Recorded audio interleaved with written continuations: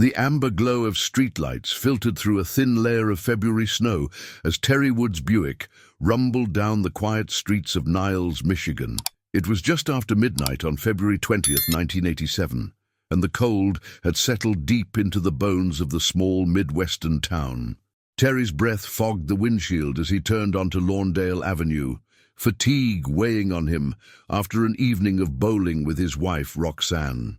The night had started normally enough: dinner at their favorite local diner, then a few frames at the bowling alley with friends. Roxanne had left early, citing a headache and wanting to get home to prepare for her early shift at the bank the next morning. Terry had stayed behind to finish the game and chat with friends, unaware that these mundane decisions would haunt him for decades to come. As Terry pulled into their driveway, he noticed the kitchen light was still on. Roxanne usually turned most of the lights off before going to bed. He killed the engine, the sudden silence accentuating the muffled crunch of his boots on fresh snow as he made his way to the front door. "Roxy!" Terry called out, hanging his coat on the hook by the door. No answer. The house felt different somehow, colder, quieter than it should be. A half-empty cup of tea sat on the kitchen counter, still faintly warm to the touch. Terry moved through the living room, calling his wife's name again. What he found next would forever divide his life into before and after. Roxanne lay sprawled on the kitchen floor, a dark pool surrounding her. Her throat had been cut with such force that Terry could barely process what he was seeing. The kitchen, with its cheerful yellow curtains Roxanne had sewn herself last spring, had transformed into a scene of unimaginable violence. Terry fell to his knees, his mind unable to reconcile the woman he'd kissed goodbye at the bowling alley with the broken body before him. His hands hovered over her, afraid to touch, afraid to confirm what he already knew. He crawled to the phone on the wall, leaving bloody handprints as he dialed 911 with trembling fingers. "My wife!" he managed to choke out. "Someone's killed my wife!" 20 minutes later, Officer James Decker was the first to arrive at the scene. The young officer had been on the force for just under 3 years and had never encountered anything like what awaited him inside the Wood residence. He found Terry sitting on the floor of the hallway, his clothes soaked with his wife's blood, staring vacantly at the kitchen doorway. As Terry was led to the patrol car, Detective Robert Halverson arrived, followed quickly by crime scene technicians from the Michigan State Police. Halverson, a veteran investigator with 15 years on the Niles police force, took control of the scene with a grim efficiency born of experience. The technicians worked methodically, photographing the scene from every angle, collecting blood samples, searching for fingerprints, and documenting every detail of the violent tableau. Roxanne's body told a story that both horrified and puzzled the investigators. The medical examiner would later confirm what seemed apparent. She had been sexually assaulted before her throat was cut. Her defensive wounds suggested she had fought desperately for her life. "We've got something here," called out Sarah Mitchell, a forensic specialist with the MSP. She carefully swabbed a small stain on the kitchen countertop. "Possible seminal fluid." Halverson nodded. In 1987, DNA testing was in its infancy, but blood typing and enzyme analysis could potentially narrow down suspects. Every piece of biological evidence would be crucial. Outside in the patrol car, Terry sat shivering, despite the heater blasting warm air. Officer Decker watched him through the rearview mirror, noting his blank expression, the way his hands kept opening and closing, as if trying to grasp something intangible. "Mr. Wood, I know this is difficult, but I need to ask you some questions," Decker said gently. "Can you tell me about this evening? What time did you and your wife separate?" Terry's voice was hollow when he finally spoke. "We were at Mike's Bowl-O-Rama. Roxanne said she had a headache around 10:30. She took our car home. I stayed to finish the game with our friends, the Johnsons. Rick Johnson dropped me off just now." He paused, his breath hitching. Who would do this to her? Who would hurt Roxy? Across town, Roxanne's sister, Debbie Marshall, was awakened by a phone call that would alter her life forever.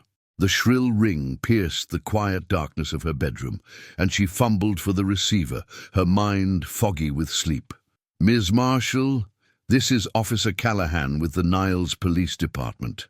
I'm afraid I have some difficult news about your sister, Roxanne Wood. The words washed over her like ice water, impossible to comprehend in her half-awake state. 20 minutes later, she arrived at the police station to find it buzzing with activity unusual for the small department at 2:30 in the morning. Detective Halverson met her in a small interview room, his face grave. Ms. Marshall, I'm terribly sorry for your loss. I know this is an impossibly difficult time, but we need to ask you some questions that might help us find who did this to your sister. Debbie nodded numbly, her eyes red-rimmed and swollen. Where's Terry? Is he okay?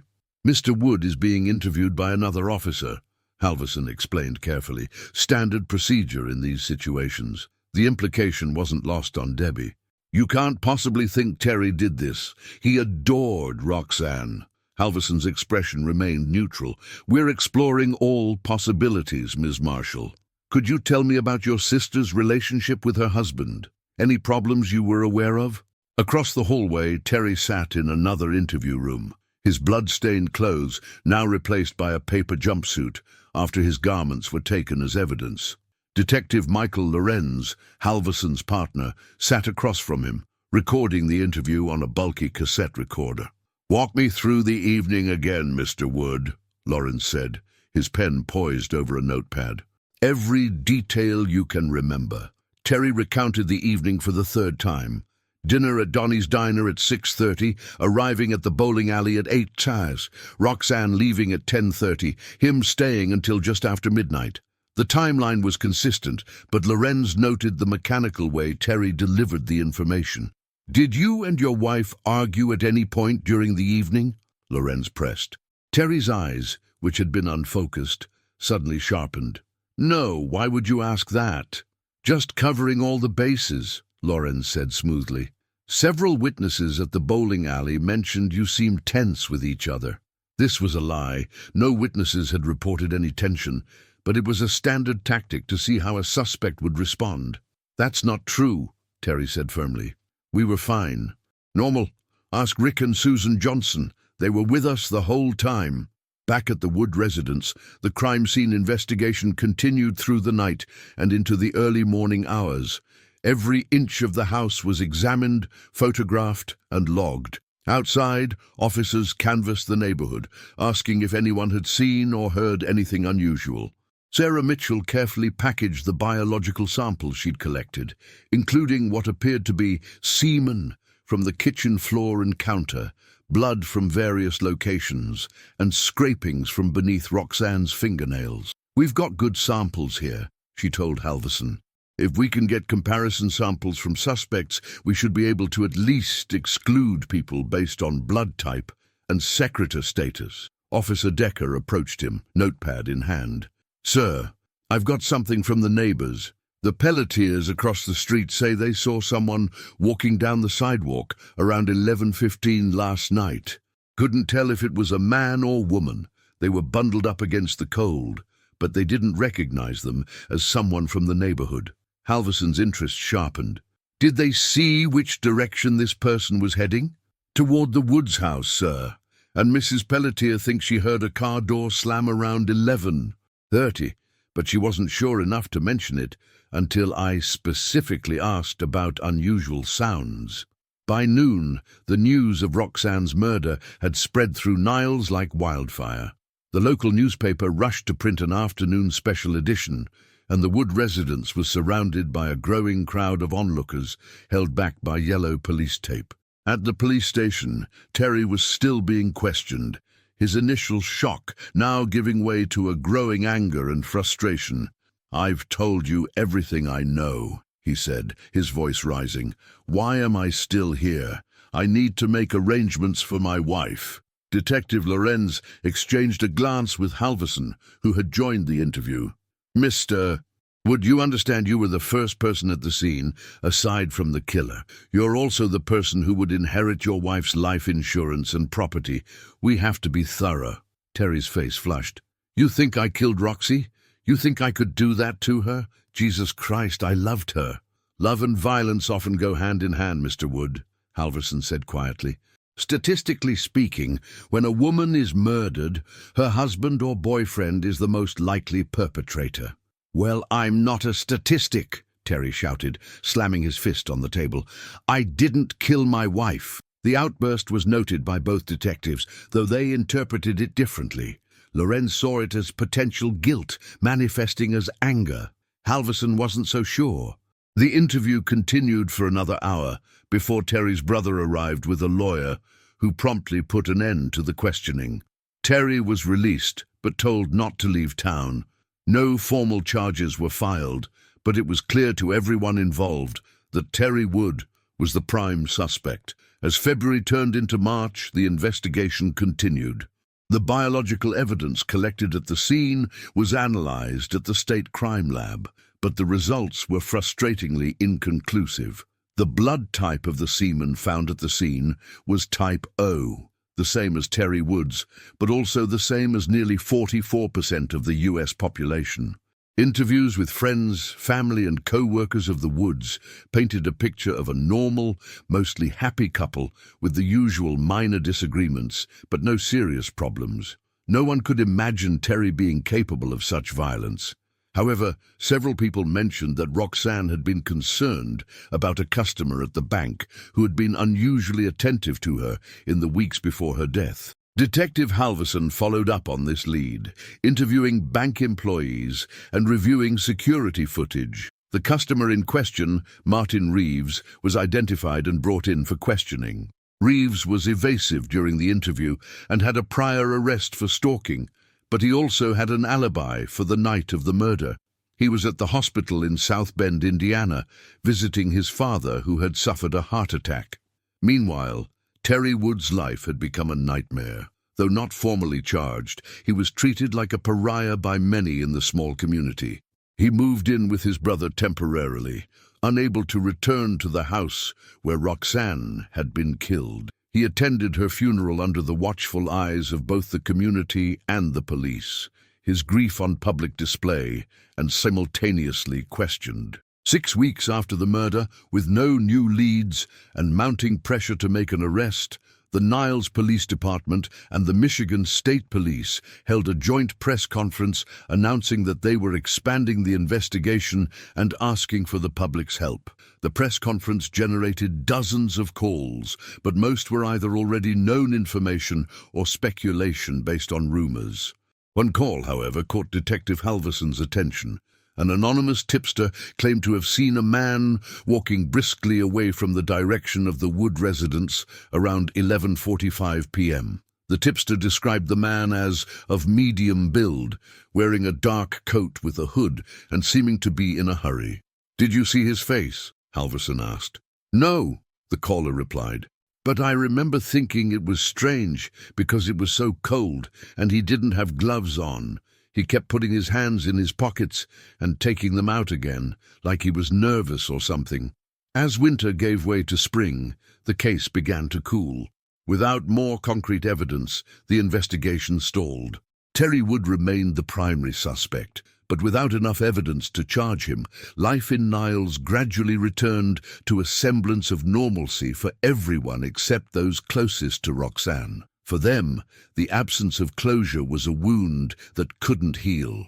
At the Michigan State Police Crime Lab, the biological evidence collected from the scene was carefully preserved, a decision that would prove crucial decades later when advances in forensic science would breathe new life into the investigation of who killed Roxanne Wood. But in 1988, all that remained were questions without answers and a killer who had, for the moment, escaped justice.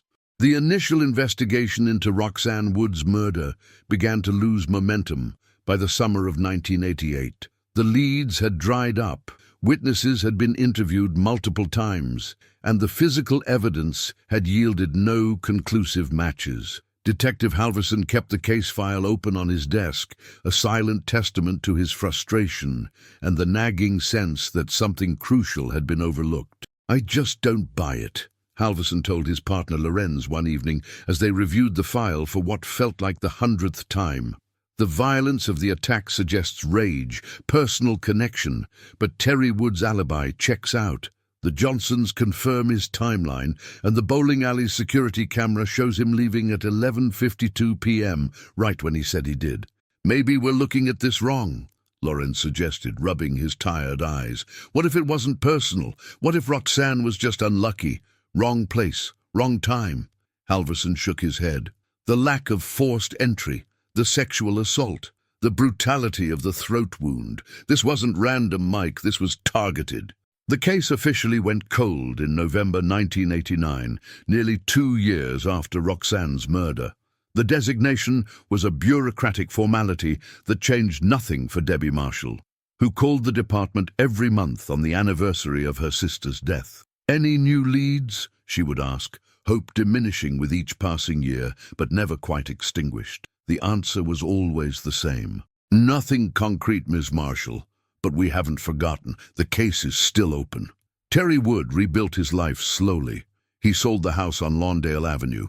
No one was surprised, and moved to Grand Rapids. He found work as an accountant at a manufacturing firm and eventually remarried in 1991.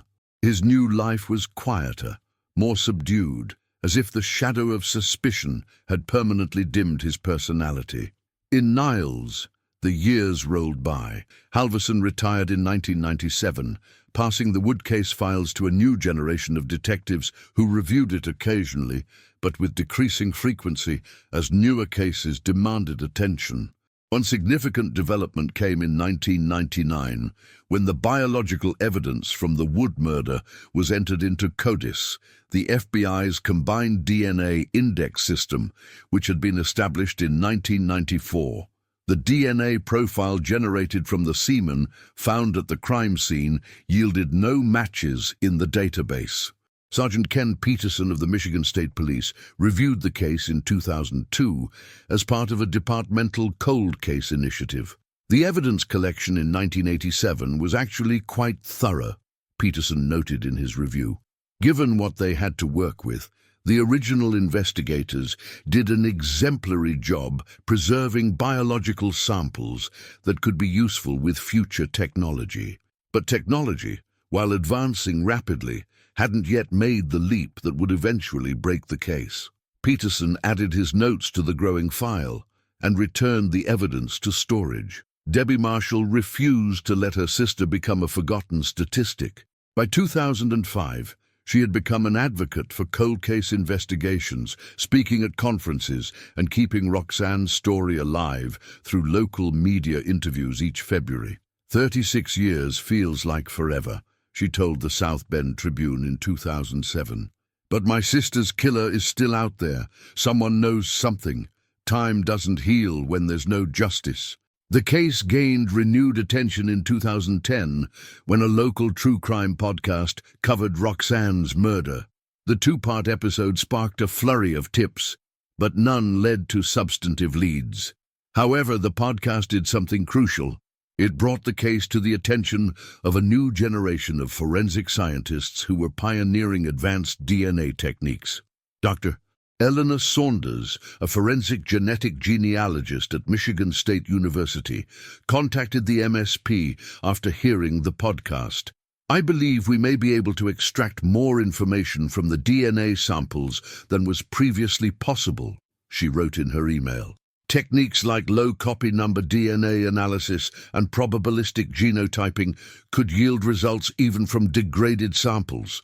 The MSP was interested but cautious.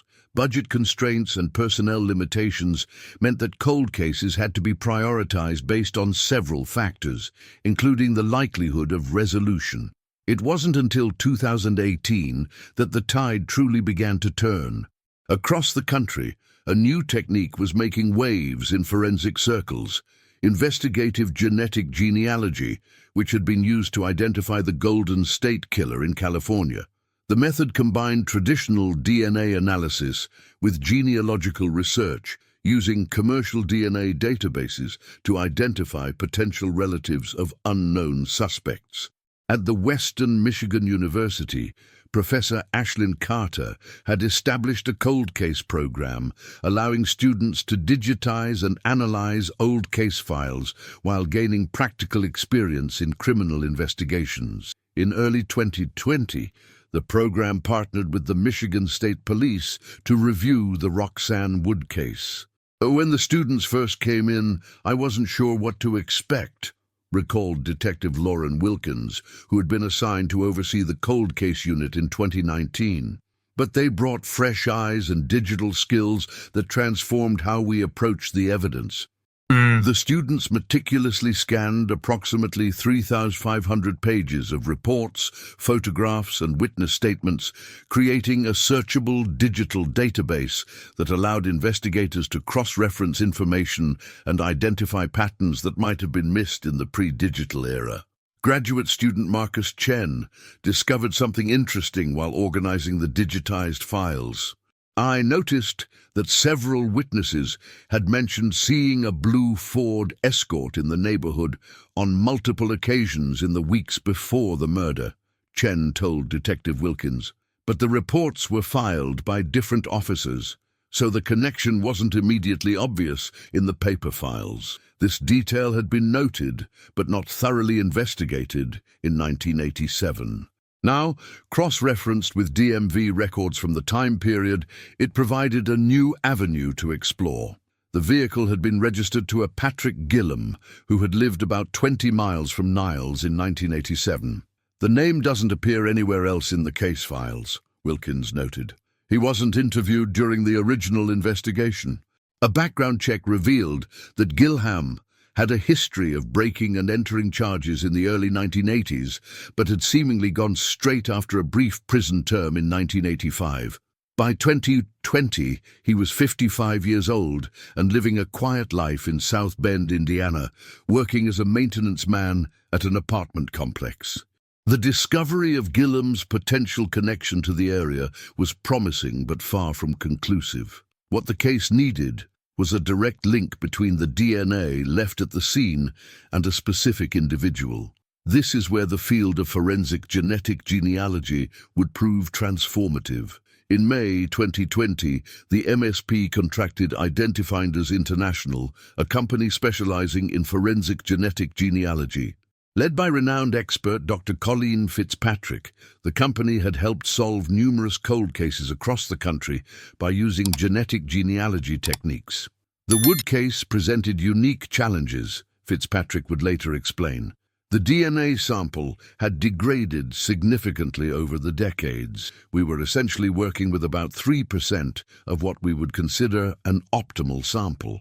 Despite these limitations, Fitzpatrick and her team, including genetic genealogist Gabriela Vargas, were able to extract enough genetic markers to begin building a family tree that might lead to the killer. The process was painstaking. First, the team created a DNA profile that could be compared to profiles in public genetic genealogy databases, where users had consented to law enforcement searches. From there, they identified distant relatives and began constructing an elaborate family tree, working forward and backward through generations to find potential suspects. It's like putting together a puzzle where most of the pieces are missing, Vargas explained. You find edges, corners, and gradually fill in the blank spaces until a picture emerges. After months of meticulous research, the genetic genealogy led to a surprising conclusion. The DNA left at the Roxanne Wood crime scene likely belonged to Patrick Gilham, the same man whose blue Ford Escort had been spotted in the neighborhood before the murder. Detective Wilkins was cautiously optimistic. Genetic genealogy can point us in the right direction, but we still needed a direct DNA comparison to be certain, she said.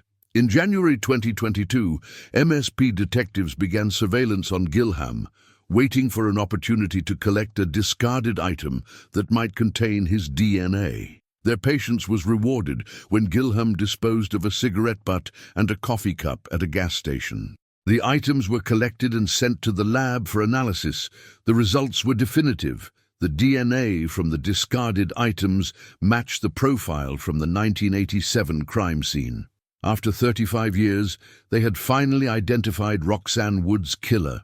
On February 17, 2022, almost exactly 35 years after the murder, Patrick Gillam was arrested at his workplace in South Bend.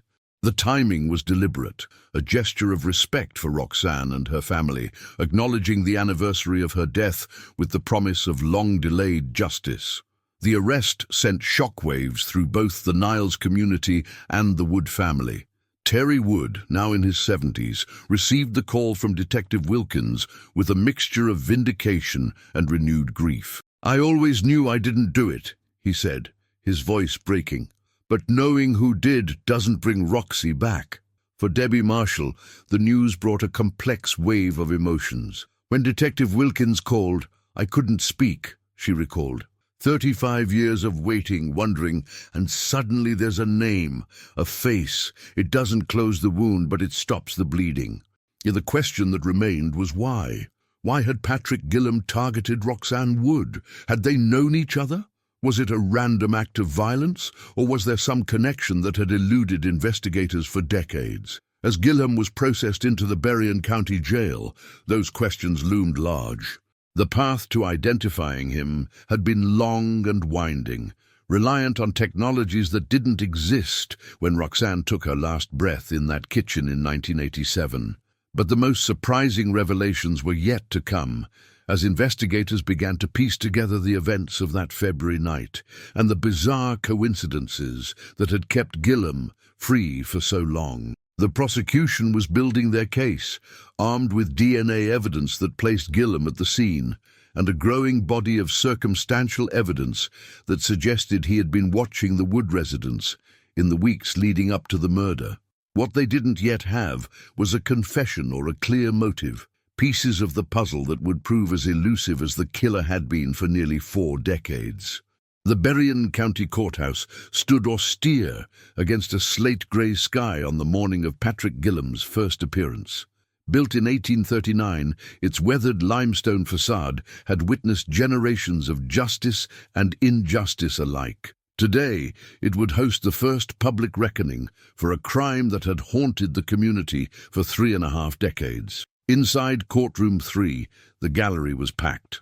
Local reporters sat shoulder to shoulder with Niles residents who remembered the shock of Roxanne Wood's murder.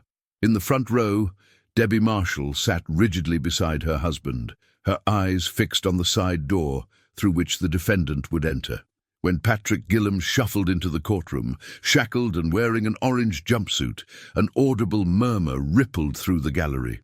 At 57, Gillam looked unremarkable. Medium build, greying hair, the slight paunch of middle age. His face, lined and weathered, betrayed little emotion as he surveyed the crowded room.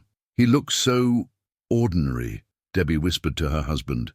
"How can someone who did something so monstrous look so normal?" The arraignment was brief, but charged with emotion. Gillam was formally charged with first-degree murder and criminal sexual conduct. When asked for his plea, his voice was surprisingly soft. "Not guilty, Your Honor." The word sent a shockwave through the Wood family. Debbie's hands clenched into fists as Terry Wood, seated several rows behind her, closed his eyes in pained resignation. The prosecution, led by veteran District Attorney Elaine Hoffman, requested that Gillam be held without bail, citing the violent nature of the crime and the defendant's flight risk. Judge Raymond Moore granted the request, setting a preliminary hearing date for April 15, 2022. As Gillam was led away, his eyes briefly met Debbie's. The moment lasted only seconds, but for Debbie it stretched into an eternity. She had imagined confronting her sister's killer countless times over the decades, but the reality, this bland-faced man who showed no remorse, no recognition, left her feeling hollow. Outside the courthouse, Detective Lauren Wilkins fielded questions from the press, carefully balancing the public's hunger for details against the need to protect the integrity of the case. This arrest is the result of decades of persistence by the Michigan State Police, advances in forensic science, and collaboration with academic and private partners, she stated. While we cannot discuss specifics of the evidence at this time, we are confident in the case against Mr. Gillam. What Wilkins didn't share with the press was the growing complexity of the investigation. While the DNA evidence placed Gillam at the scene beyond reasonable doubt, The detectives were still struggling to establish a clear motive or connection between Gillam and Roxanne Wood. Back at the Berrien County Sheriff's Department, Wilkins and her team set up a dedicated room for the Roxanne Wood case. Whiteboards lined the walls, plastered with timelines, photographs, and maps. A large screen displayed the digitized case files created by the Western Michigan University students. What do we know about Gillam's whereabouts and activities in February 1987? Wilkins asked, addressing the assembled team. Detective Carlos Mendez, who had been tasked with reconstructing Gillam's life during that period, stepped forward. In February 1987, Gillam was 22 years old, recently released from prison after serving 18 months for B&E. He was working intermittently as a day laborer and living with his cousin in Dowagiac, about 15 miles from Niles. Any connection to the banking sector? Roxanne worked at First Federal Savings, Wilkins noted. No direct connection that we've found, Mendez replied. But we did discover something interesting. Gilham's cousin worked as a janitor at Mike's Bowl-O-Rama, the same bowling alley where Roxanne and Terry spent the evening before the murder. The room fell silent as the implications sank in. Could Gillam have seen Roxanne at the bowling alley, perhaps heard from his cousin about the Woods routine? We need to talk to the cousin, Wilkins said. What's his status? Deceased, 2013, liver failure. Mendez's answer deflated the momentary surge of excitement. The weeks following Gilham's arrest were a flurry of activity for the prosecution and investigation teams. Forensic scientists re-examined the physical evidence with modern techniques. The blue Ford Escort Gilham had driven in 1987 had been scrapped decades ago, but they managed to locate and interview the mechanic who had worked on it in March 1987. Yeah, I remember that car, Gerald Finch told Detective Mendez. Not the guy so much, but the car had these weird stains in the trunk that he was real nervous about. Asked me special to clean them. Said he'd spilled some paint, but it didn't look like no paint I ever seen. This testimony, while compelling, was circumstantial. D.A. Hoffman knew they needed more to guarantee a conviction, especially with a case this old. The prosecutors had scheduled a meeting with Gillam's public defender to discuss the possibility of a plea deal. Attorney Sophia Williams had been appointed to represent Gillam. With 20 years of experience as a public defender, Williams had seen her share of seemingly hopeless cases, but even she was taken aback by the strength of the DNA evidence against her client. Mr. Gilham, the prosecution has a direct match between your DNA and biological material found at the crime scene, she explained during their meeting at the county jail. They're offering 30 years with the possibility of parole if you plead guilty to second-degree murder. Given the evidence, this is a reasonable offer. Gillam stared at the wall behind her, his expression unreadable. I didn't do it, he said flatly. Williams sighed. The DNA says otherwise, Mr. Gillam. If this goes to trial, you're facing first-degree murder and criminal sexual conduct charges. That's life without parole. I said I didn't do it. Gillam's voice remained soft, but there was an edge to it now. They got it wrong. After an hour of fruitless discussion, Williams left the jail, frustrated and perplexed. In her experience, defendants confronted with overwhelming physical evidence typically either confessed or offered some explanation for why their DNA might be present. Gilham did neither, maintaining a simple denial that defied the scientific evidence. The preliminary hearing in April provided the first public glimpse of the prosecution's case. D.A. Hoffman presented the DNA evidence, the witness testimonies about the blue Ford Escort in the neighborhood, and the statements from the mechanic who had noted suspicious stains in the vehicle shortly after the murder.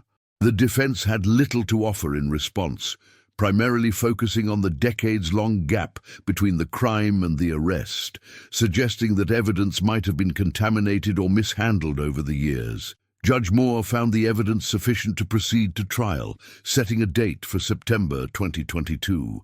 As summer arrived in Michigan, the investigation took an unexpected turn. A routine background check into Gillam's employment history revealed that he had briefly worked as a delivery driver for a restaurant that occasionally catered to the First Federal Savings Bank where Roxanne had worked. "We finally have a potential connection," Wilkins told her team. "He could have seen her at the bank during deliveries." The discovery led to a renewed search through bank records from 1986 and early 1987. Buried in the archives, they found order forms for catered lunches from Milano's Italian restaurant, Gilham's employer, on several dates when staff meetings were held. Armed with this new information, Wilkins requested another interview with Gilham, who agreed after consulting with his attorney. On a sweltering July afternoon, Wilkins and Mendez sat across from Gilham in a small interview room at the county jail. "Mr. Gilham, were you aware that Roxanne Wood worked at First Federal Savings?"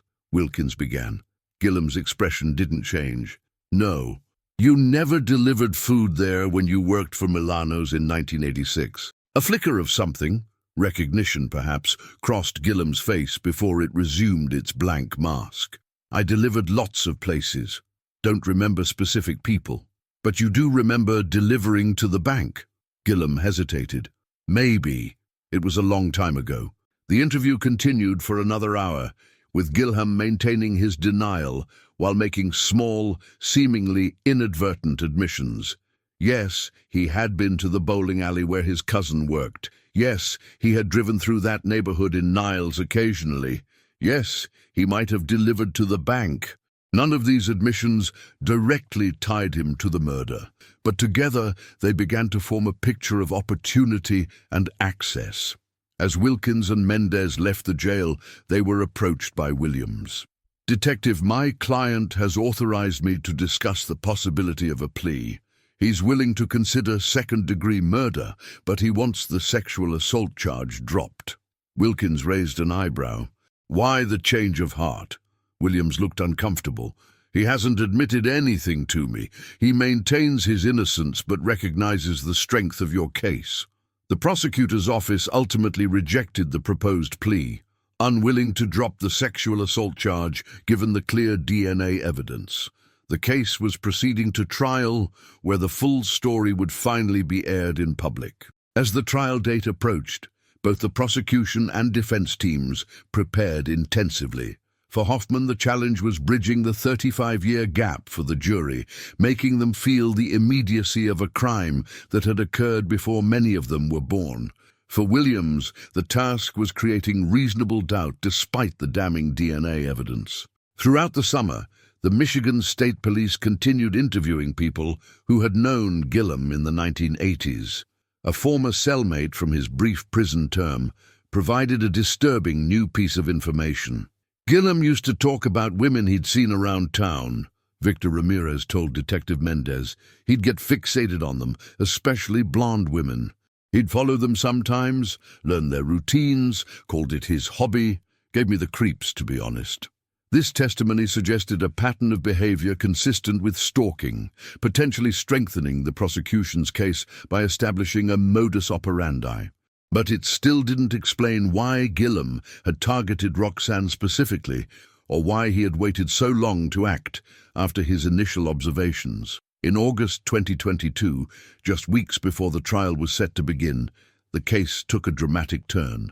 Patrick Gilham, after months of steadfast denial, requested a meeting with the district attorney, indicating through his lawyer that he was ready to confess. The meeting was set for August 23rd at the county jail. Present were D.A. Hoffman, Detective Wilkins, Attorney Williams, and a court reporter. Gilham sat hunched at the table, his hands clasped before him, eyes downcast. "Mr. Gilham, I understand you wish to make a statement regarding the murder of Roxanne Wood," Hoffman began, once the preliminaries were completed. Gilham nodded slowly. "Yes," his voice was barely audible. "Please be advised that this statement is being recorded and may be used in court. You have the right to remain silent. Do you understand?" "I understand," Gilham replied. "I've carried this for too long. I need to tell what happened." The room fell silent as Patrick Gilham, after 35 years of freedom and months of denial, began to speak about the night that had defined so many lives, including his own. The confession would answer many questions but raise others, painting a picture of a crime both calculated and opportunistic, committed by a man whose darkness had remained hidden in plain sight for nearly 4 decades. What no one in that room could anticipate was how Gilham's confession would illuminate not only the events of February 19th, 1987, but also the strange twists of fate that had allowed him to escape justice for so long. The truth, when it finally emerged, would prove both simpler and more disturbing than anyone had imagined. The confession room at Berrien County Jail felt smaller than usual on August 23, 2022. The air conditioning struggled against the late summer heat, and a subtle tension hung in the air as Patrick Gilham prepared to break his 35-year silence. Detective Lauren Wilkins positioned her recorder closer to the middle of the table, ensuring it would capture every word. "Take your time, Mr. Gilham," Dia Hoffman said, her voice professional but not unkind. "Start from the beginning." Gilham took a deep breath, his shoulders rising and falling beneath the orange jumpsuit. When he spoke, his voice was steadier than anyone expected. "I didn't know her name until I saw it in the papers. Roxanne Wood. To me, she was just the blonde woman from the bank." He paused, collecting his thoughts. "I delivered lunch to their staff meetings a few times. She was always nice to me, thanked me by name once. Nobody ever did that." Wilkins kept her expression neutral despite the chill that ran down her spine. Such a small interaction, a simple courtesy, had somehow sparked a deadly fixation. "I started noticing her other places after that, at the grocery store, getting gas. Then one night, I saw her at the bowling alley where my cousin worked. She was with her husband. They looked happy." Gilham's voice took on a hollow quality.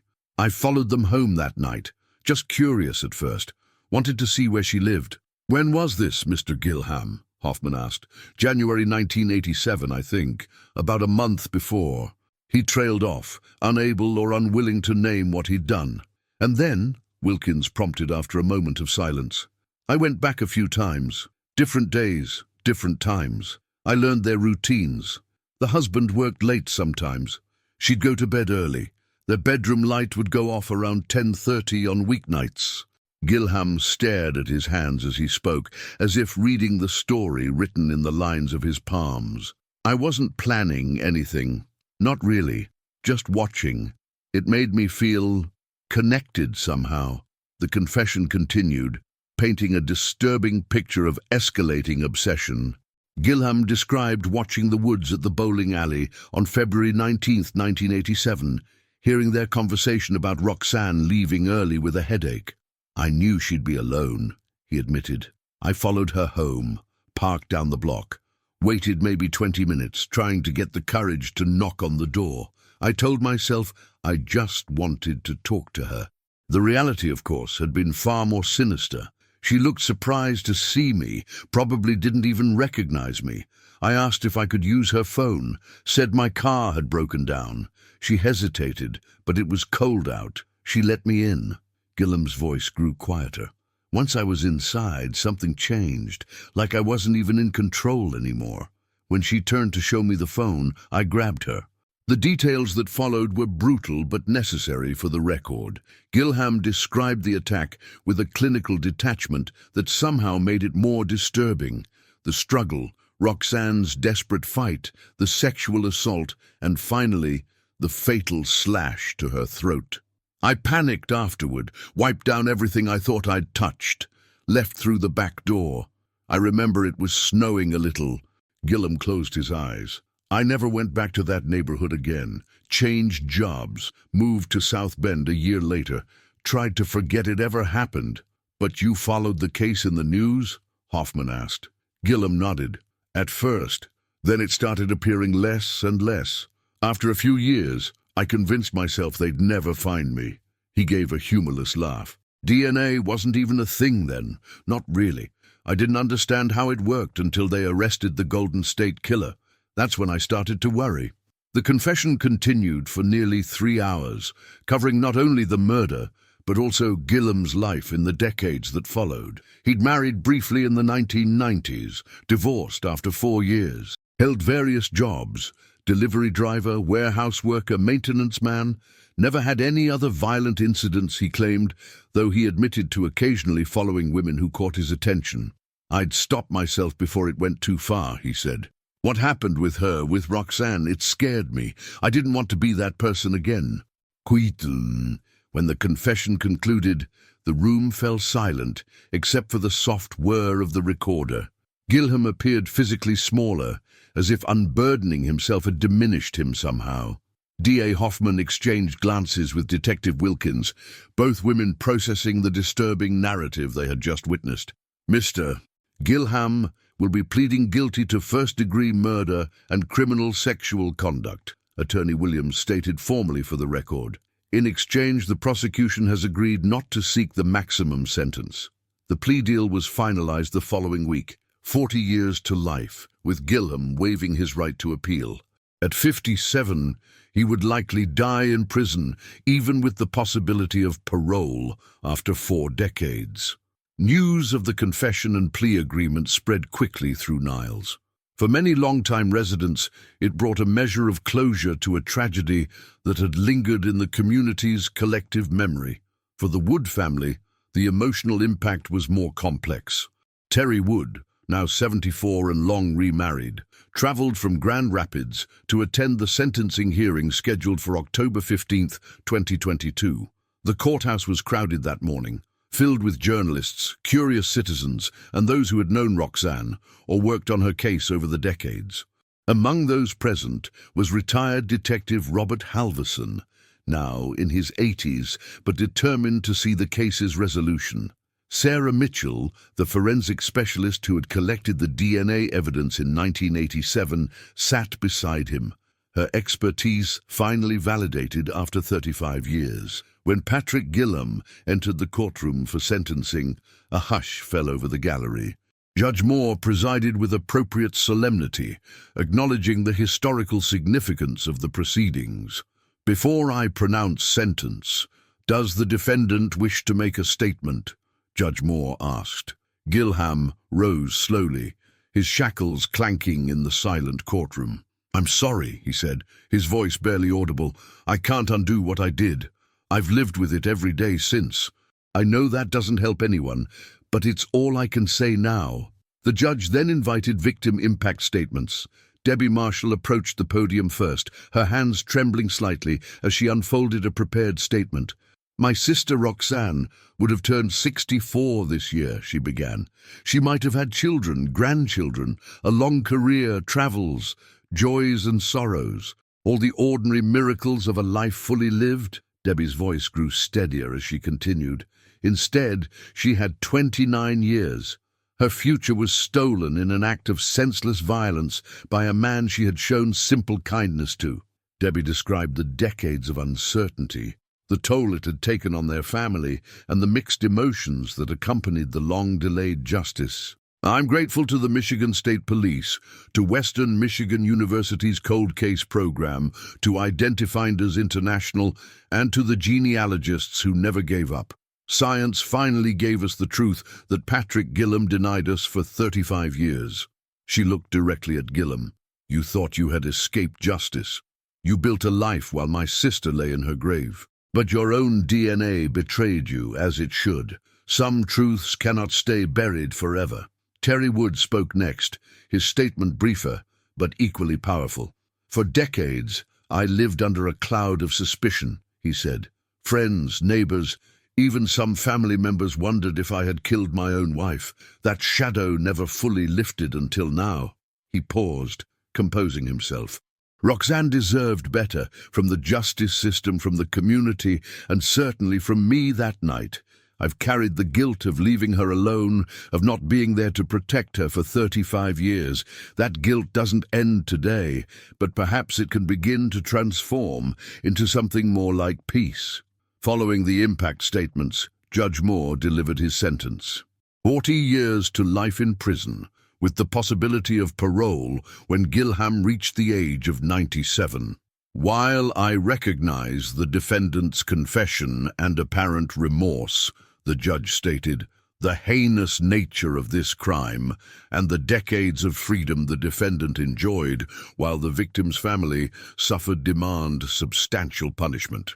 As Gilham was led from the courtroom, Detective Wilkins watched the Wood family members embrace one another. Justice had been delayed, but not ultimately denied.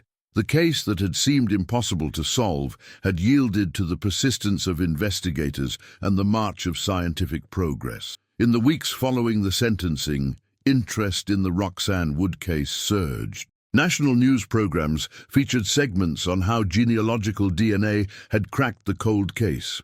Dr. Colleen Fitzpatrick and Gabriela Vargas appeared on several shows, explaining the complex process in terms lay audiences could understand. The Wood case represents a watershed moment in forensic genealogy, Fitzpatrick told a CNN interviewer. Working with such a degraded sample, only about 3% of what we would consider optimal, demonstrates how far the technology has advanced. Cold cases that seemed unsolvable even 5 years ago are now within reach. Western Michigan University's Cold Case program received increased funding and attention, with Professor Carter using the Wood case as a teaching tool for a new generation of forensic scientists and investigators. The 3,500 digitized documents from the original investigation became the foundation for a comprehensive database of cold case methodologies. For Detective Lauren Wilkins, the resolution of the Wood case represented both an ending and a beginning. Each cold case solved provides closure for one family, she noted during a departmental recognition ceremony, but it also provides hope for countless others still waiting for answers. The science that caught Patrick Gilham continues to evolve. No one who commits such crimes should rest easy, no matter how many years have passed. In December 2022, Debbie Marshall established the Roxanne Wood Foundation, dedicated to supporting cold case investigations and advancing forensic genetic genealogy. The Foundation's first initiative funded DNA testing for 3 unsolved murders in Michigan from the 1970s and 1980s. "My sister's case was solved because people refused to give up," Debbie explained at the Foundation's launch. The detectives who preserved the evidence in 1987 couldn't have imagined how it would eventually be used, but they did their jobs with excellence and foresight. The students who digitized thousands of pages created connections that might otherwise have been missed. The genealogists who built family trees from fragments of DNA performed what would have seemed like science fiction when Roxanne died. Terry Wood donated generously to the Foundation, finding in philanthropy a constructive channel for his long-carried grief. "Roxanne would have wanted her tragedy to help others," he said during a rare interview. "She always found ways to be kind, to make things better for people around her. This foundation continues that legacy." As for Patrick Gilham, he began serving his sentence at the Michigan State Penitentiary in Marquette, largely forgotten by the public as attention shifted to other cases, other mysteries, other applications of the technology that had finally brought him to justice. The blue Ford Escort, the fading bloodstains, the degrading DNA sample, all had seemed insignificant at various points over the decades. Yet together, preserved by diligence and unlocked by innovation, they had finally revealed the truth that had waited 35 years to be told. In Niles, Michigan, the house on Lawndale Avenue still stands, though it has changed hands many times since that February night in 1987. Few of the current residents know its history, but in the archives of the Michigan State Police, in the digital database at Western Michigan University, and in the developing science of forensic genealogy, the story of Roxanne Wood and the DNA that finally brought her killer to justice continues to influence how cold cases are investigated, how evidence is preserved, and how the march of technology can serve the cause of justice, no matter who. The long-delayed